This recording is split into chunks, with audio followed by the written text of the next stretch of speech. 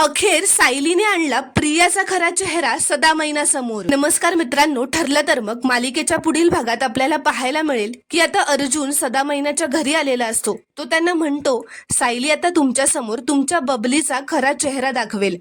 सायलीने अर्जुनला video call केलेला असतो आणि अर्जुन ते सदा मैनाला दाखवतो। सायली आता प्रियाच्या खोली बाहेर लपूनच उभं राहून प्रियाचं बोलणं सदा मैनाला ऐकवते।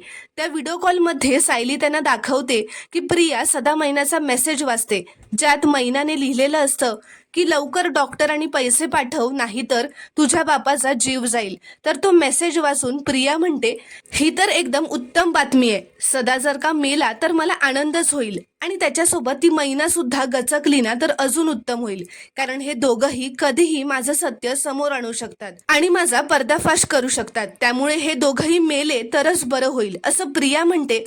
आणि प्रियाचं हे बोलणं सायली व्हिडिओ कॉलवर लपूनच अर्जुन, सदा आणि मैनाला दाखवते। आता प्रियाचं असं बोलणं ऐकून सदा मैनाला धक्काच बसतो।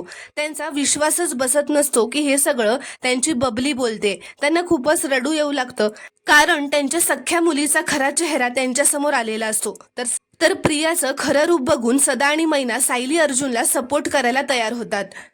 प्रियाच खरी बबली लोखंडे हे सत्य ते सुभेदारांना सांगायला तयार होतात। त्यामुळे आता सायलीने चतुराईने प्रियाचा खरा चेहरा सदा मैना समोर आणलेला असतो आणि त्यांचा सुद्धा विश्वास बसलेला असतो। तर मित्रांनो, पुढील भागात आपल्याला जबरदस्त ट्विस्ट पाहायला मिळणार आहे। ते पाहण्यासाठी चॅनलला प्लीज सबस्क्राईब करा आणि व्हिडिओला एक लाईक नक्की करा।